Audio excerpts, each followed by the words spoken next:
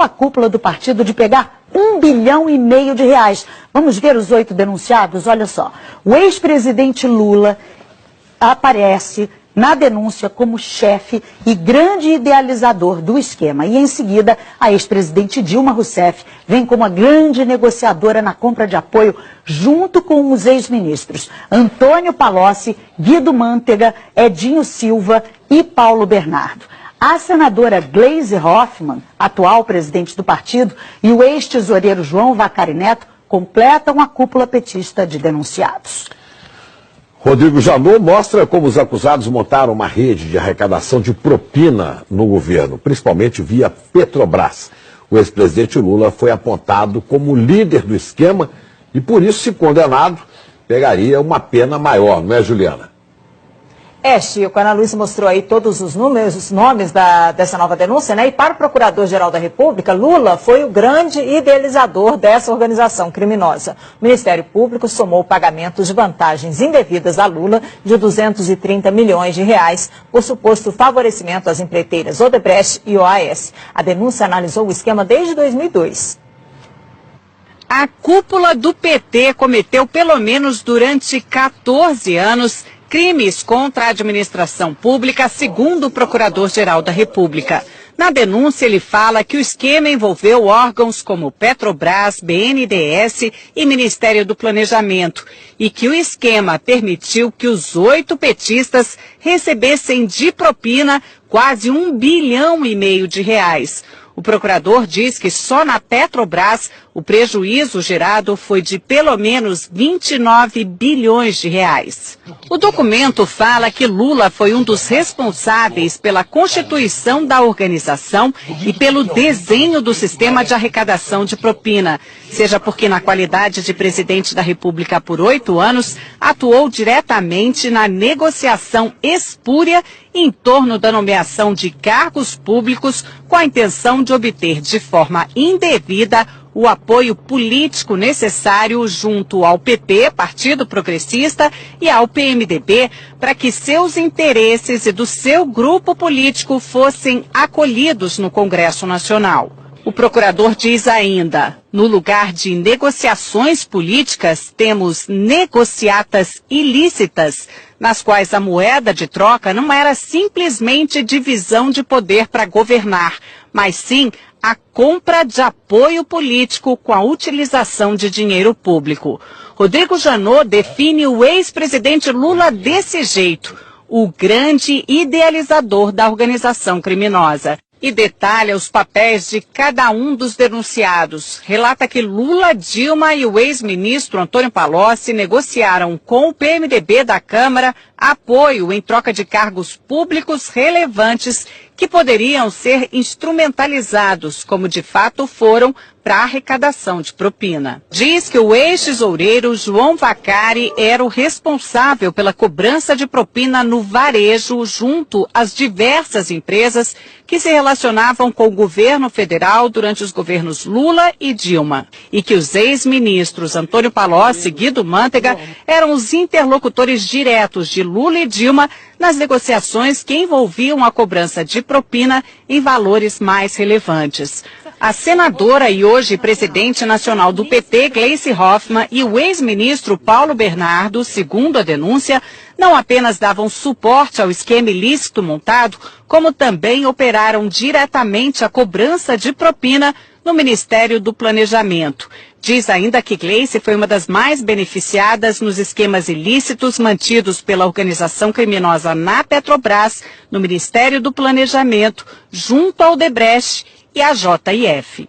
O procurador fala que o ex-ministro, hoje prefeito de Araraquara, Edinho Silva, teve uma participação mais relevante na organização na qualidade de coordenador da campanha presidencial de Dilma de 2014, quando substituiu Vacari na missão de arrecadar valores ilícitos em benefício daquela campanha. E afirma que a ex-presidente Dilma integrou a organização desde 2003, quando assumiu a convite de Lula o Ministério de Minas e Energia. A denúncia afirma que desde ali contribuiu decisivamente para que os interesses privados negociados em troca de propina pudessem ser atendidos, especialmente no âmbito da Petrobras, da qual foi presidente do Conselho de Administração entre 2003 e 2010.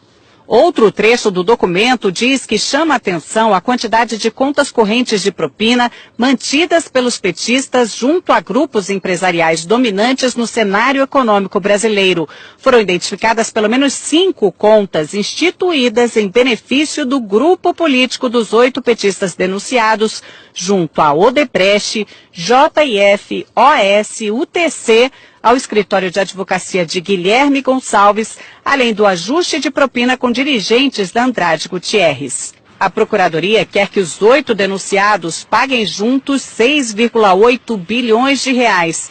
Seriam 6 bilhões e meio de reais para a Petrobras, mais 150 milhões de reais por danos materiais e outros 150 milhões por danos morais, por lesões à ordem econômica, à administração da justiça e à administração pública. O procurador-geral, Rodrigo Janot, quer que os 8 petistas sejam condenados pelo crime de participação em organização criminosa, com pena maior para o ex-presidente Lula apontado como líder.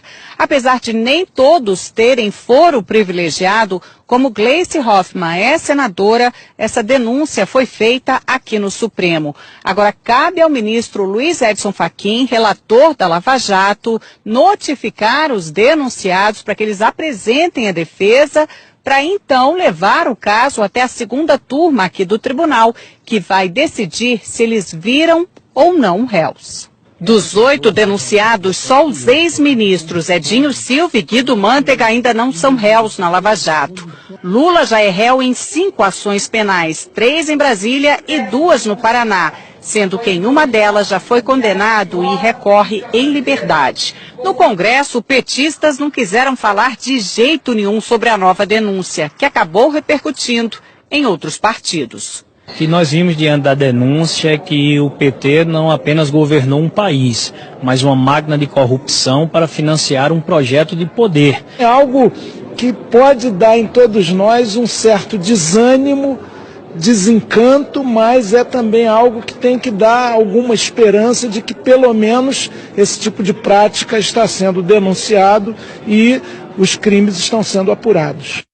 A assessoria de Dilma Rousseff diz que não foram apresentadas provas ou indícios de materialidade de crime e que a denúncia não tem fundamento e que caberá ao Supremo garantir direito de defesa e rejeitar a denúncia. O ex-presidente Lula disse que não conhece o teor da denúncia, que esse é mais um exemplo de mau uso das leis para persegui-lo, que não praticou qualquer crime, muito menos participou de uma organização criminosa. Afirmou que a denúncia é uma ação política. A defesa de Paulo Bernardo afirmou que não teve conhecimento da denúncia. Gleice Hoffmann afirmou que a denúncia não tem qualquer fundamento. A defesa de João Vacari Neto declarou que a denúncia é totalmente improcedente. A defesa de Guido Mantega afirmou que é no mínimo contraditório que a Procuradoria-Geral da República resolva oferecer denúncia, usando como prova basicamente a palavra de delatores, num dia em que o Brasil se depara com a disposição de delatores à dissimulação. Edinho Silva afirmou que sempre agiu de forma ética e legal. A defesa de Antônio Palocci não quis se manifestar. Ana, Chico. Obrigada, Juliana. Os valores da propina impressionam demais. 1,5 bilhão de reais. É dinheiro que não acaba. A gente vai a Brasília conversar com Alexandre Garcia. Alexandre, os valores são inacreditáveis, né? Pois é, as pessoas comuns não fazem ideia aí do que seja 1,5 bilhão, né? 1,5 bilhão atribuídos pela Procuradoria-Geral da República a 8 pessoas. Mas é mais ou menos como multiplicar aquele apartamento banco do Gedel por 30 vezes o que foi contado ontem na Bahia. E Janot, que confessou ter agido por medo e não por coragem, né, ao reagir às novas revelações envolvendo o procurador Marcelo Miller e a JBS, e que parecia atingido por uma flechada de Joesley, mostrou que ainda tem flechas e alvejou ontem, como a gente viu aí, uma parte do esquema petista, né, desde ex-presidente da República até a presidente do partido. Reagiu E não se sabe se já usou todas as flechas ou ainda haverá mais bambu nesses 10 dias depois de homologada a colaboração premiada do doleiro do PMDB, Lúcio Funaro. Olha, aquele apartamento emprestado na Bahia cheio de dinheiro é um retrato da corrupção brasileira.